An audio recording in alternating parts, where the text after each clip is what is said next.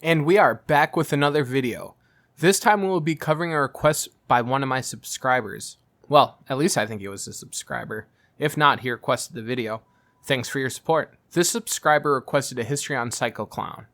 Now there are some lucha masks that are easily recognizable. La Parca, Rey Mysterio, Blue Demon, El Santo, and I feel Psycho Clown is right up there with them. When it comes to his history before this gimmick, it is a little hard to pin down, because Psycho Clown's true identity has not been released to the public. It is believed that he belongs to the Alvarado family, which is a pretty big family of luchadors in Mexico, similar to our Samoan dynasty in like the WWE. Now it is believed that he is the son of Jose Alvarado, who wrestled under the name Brazo de Plata. And when Psycho Clown first began wrestling, it is believed that he started out wrestling in CMLL under the name Brazo de Plaza Jr.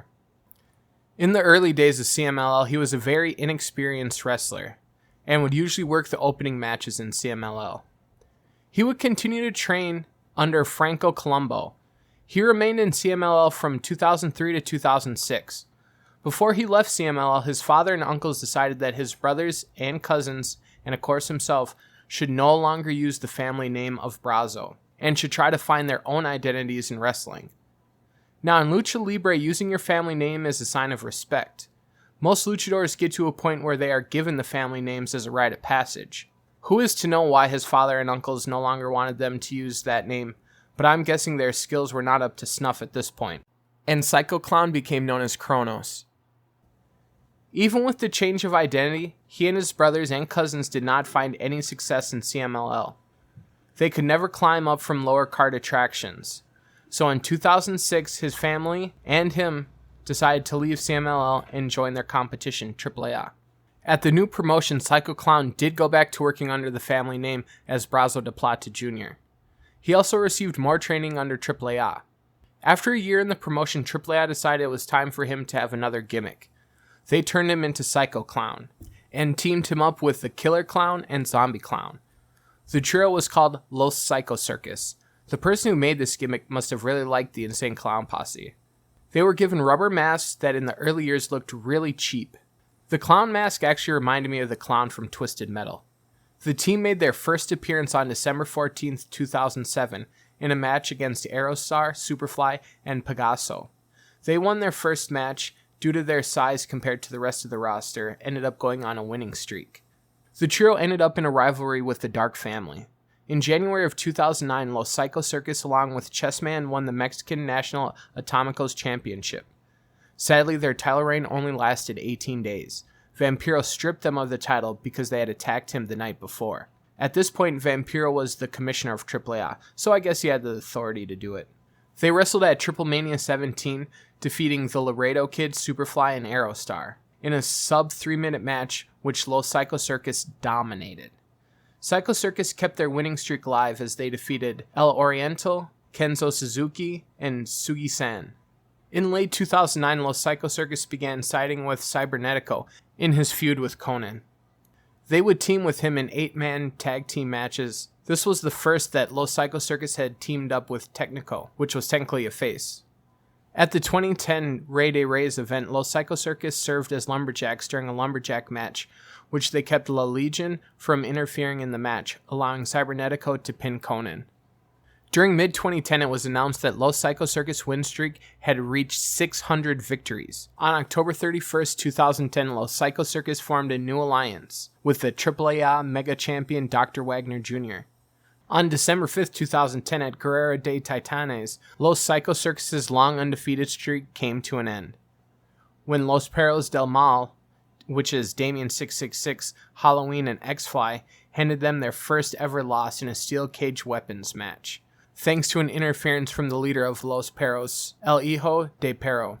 Psycho Clown and Murder Clown even represented AAA in Guerrero de Empresas, a battle between different promotions, hosted by International Wrestling Revolution Group, the IWRG.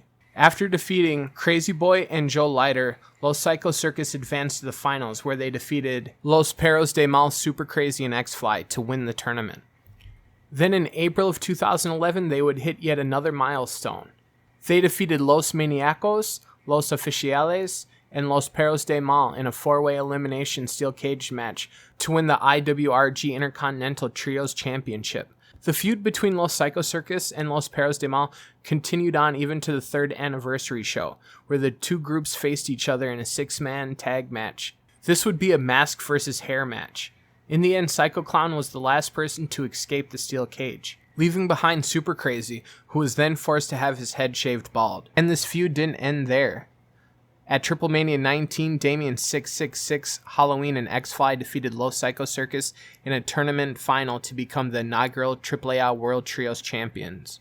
Then there was another big match that helped put him on the radar of fans. Los Psycho Circus would face Perros de Mal in a steel cage match, where the last person left in the cage would lose either his hair or their mask in what's referred to as a Lucha de Apuestas match.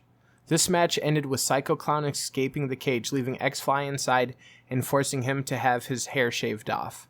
Then later that year, Los Psycho Circus would lose the IWRG Intercontinental Trios Championships to Bestia 666, Damien 666, and X-Fly of Los Perros de Mal in a 4-team steel cage match, which also included Black Terry, Duroc, and Machin.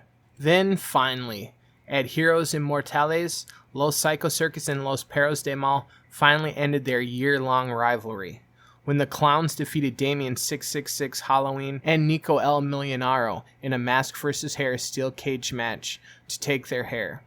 After a 5-month break from the rivalry, Los Psycho Circus defeated Damien 666, Halloween, X-Fly to win the AAA World Trios Championship. Their first reign as Trios champions would be very short-lived, and there'd be a lot of drop the belt, get him again, drop the belt, and get him again, and this lasted for a couple of months. Psycho Clown would kind of get his first solos push after he pinned the AAA Mega Champion El Tejano Jr. in a 6-man Captain's Fall tag match that earned him a shot at the title. He wrestled his title shot at Heroes Inmortales 7, but was defeated by El Tejano Jr. But this was a fast count by special guest referee Hijo de Tarantes. After this match, he would stay in a feud with El Tejano Jr. to kind of help push him towards a solo run. The next time the two would meet would be for the AAA Trios Championship. Psycho Circus defeated El Tejano Jr., El Hijo de Fantasma, and Silver King to retain their titles. This first solo push was really starting to heat up after another failed match against El Tejano Jr. to capture the AAA Mega Championship. But it wasn't a fair match because there was more shadiness from the referees. The rivalry between Psycho Clown and El Tejano Jr. finally culminated at Triple Mania 22, where Psycho Clown was victorious in a lucha de apuestas between the two, forcing his rival to have to shave his head. Los Psycho Circus lost the AAA World Trios Championship to Los Hell Brothers on June 14, 2015. Psycho Clown would get another singles push in August of that year. He went on to win his first singles title when he defeated former teammate Chessman for the AAA Latin American Championship. He had a decent run as champ, but eventually was taken down by Cerro Mayodo himself, Pentagon Jr. That wasn't the only hardship he went through. At Heroes Inmortales 10, his former compadres, Monster Clown and Murder Clown, turned on him and formed a new group with his rival, Pagano. If you're not familiar with Pagano, he looks like a version of Psycho Clown, but with face paint. Psycho Clown was so over that he was given the honor of unmasking Dr. Wagner Jr., who is a legend in Luchalibre, right up there with Blue Demon Jr. So the fact that he was the one that unmasked him was a huge honor. Still to this day, when you watch AAA, his mask is most worn by the crowd. Hopefully his career will last a long time, and I think it's safe to say not only did he live up to his family, he might have surpassed them. When his career finally does come to an end and we see who he is unmasked, it will definitely be the end of an era. I want to thank all you main eventers who watch and subscribe, comment, and like my videos. It means a lot to me. It would be great if you guys would head over and follow me on Twitter. If you follow me on Twitter and send me a video request, I might just make it like this one. So until next time, stay safe and stay healthy. We'll see you on the next video.